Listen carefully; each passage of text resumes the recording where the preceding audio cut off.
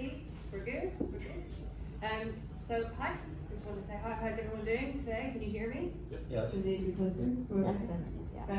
Better. So I wanted to introduce myself. My name is Kez Armstrong, and at the moment I am halfway through my PhD program at Queen's University Belfast, coincidentally studying kestrels. So I make this joke quite a lot that I'm Kez and kestrels, but probably all steers. We're not going to talk about birds today.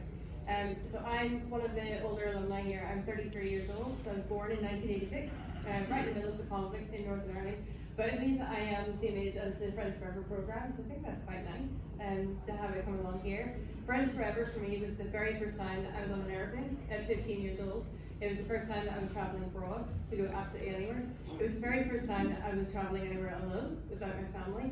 And it was also coincidentally the very first time that I had to stand up and talk in a room quite similar to this with a lot of fine people, which was one of the scariest moments of my life up to that point, I'm not going to lie. 2001 was a really strange year for everyone all around, but in 2001, that's whenever cross-community relationships in Northern Ireland were really focused in programs like Friends Forever. We took kids from two different areas of Belfast and brought them to a neutral area in the States where we could start to foster friendships and relationships and talk about the conflict that we were suffering back at home in an area where we didn't have our families saying different things, people at school saying different things. No, you can't associate with them, they're different.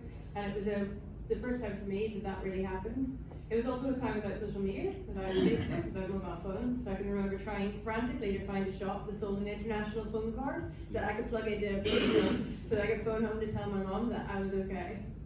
The skill building phase here was really focused on talking about the conflict that was going on back at home and the prejudices that we felt from the people that we were associated with. We ended up going to 3 different high schools, which I thought was just the best thing that ever happened because high school to me was like, that's the movies, that's America. But it was really interesting to talk to children that were our age and see how different their lives had been. And we got to go to high schools from a lot of different backgrounds. So we went to a public high school and a private high school. And it was a great experience just to see how the curriculum and education was totally different. I had never done calculus before. So I got the numbers, back again with the numbers.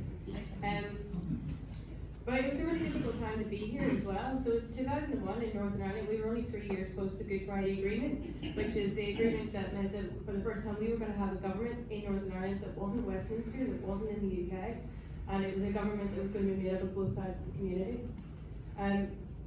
That didn't go out too well, as you can imagine, with all of the fighting that was still going on. And in 2001, just as we were leaving, we had already had 260 tactical bombs and 2 class bombs going off in North Belfast, which had injured over 300 people. Thankfully that summer nobody had died, but it just went to show that the conflict was still very much in our minds. It was still very much part of what we were doing.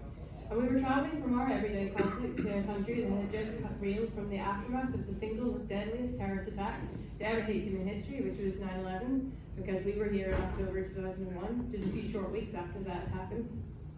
And there were some really interesting things that we saw when we were here. So when we came through the airport just after 9/11, it was crazy. We weren't allowed to bring anything through that airport. We were looking at the army carrying rifles and we were thinking, well, that's just normal. That's normal for us, right? And our very first trip to the mall, which is 15-year-olds, it's very exciting. There was a bomb scare in the mall. And for us, we were just like, all right, okay, we know what to do. We'll finish our shopping, we'll get everything sorted, and then we'll leave, But for our new American friends, these are things that you guys just hadn't experienced. This was not everyday life for you. And it was great for us to be able to share how we were able to deal with it and how, it may be commonplace for us, but it definitely wasn't that common for you. And the patriotism and pride that we saw coming out of the country here really had an impact on me. It taught me that the consequences of conflict were the same for everybody, and that's the biggest lesson I think that I took away. The cross-community projects that we held so dear in Northern Ireland were once pivotal to bring people together. This was bringing children together from both sides of the community that socially, culturally, and spatially never would have mingled before. We still had schools where you could only go to a school if you were a Catholic or a Protestant. But in this connected world, now that these kind of programs are outdated, my stepdaughter is just about to turn 16, and I never see her without her phone in her face, so she's always got this constant connection to all of her friends, and it does render these kind of programs where you have to bring children together into YMCAs and into community centres a little bit outdated. But the thing that I love about Friends Forever is that they recognise that, and they're now starting to use their global map of alumni from all across the world in this connected world to really start to make a difference. So how did I end up here? Drinking sweet tea, because you find folk. Because I graduated the program so long ago, in 2001, that was free, the new program. But youth work to me has always been really important. I said I'm currently a PhD student in ornithology, so that's pretty far away from this kind of thing. But because the program has been so important to me as a teenager, I really want to give back. And I've been a scout leader since 2003, where I'm able to help children connect with the natural world and connect with each other across the community in areas, again, that are neutral when we're doing camping. In 2010, Steve, the director of Friends Forever, asked me to accompany him in our government buildings in Stormont in Belfast to deliver a speech. It was probably not as good as this one, but to deliver a speech talking about how relevant I thought Friends Forever still was in our society and how important I think we needed to have it.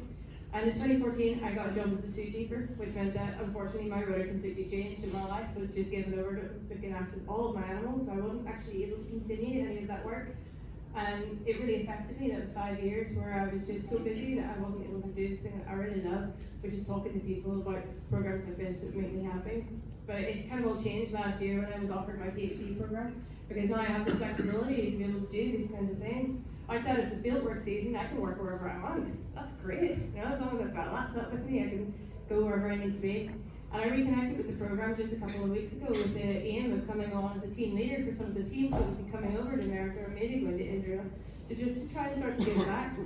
And I must have made a really good impression because here I am in New Orleans, so well done me. But it was really good thing for me because it was the first time I reconnected with the alumni and a lot of people that are sitting here in this room today, and just to see how that program has impacted their lives since, whenever it's continued to make an impact on mine, was one of the most important things I think that I saw. And I'm so thrilled to be part of the Friends Forever family again, and to be back here to use my life experience and to talk to people about how it changed my life. And I can be very honest and I can say I don't know if I would be here without the program at all, and it was so important for that.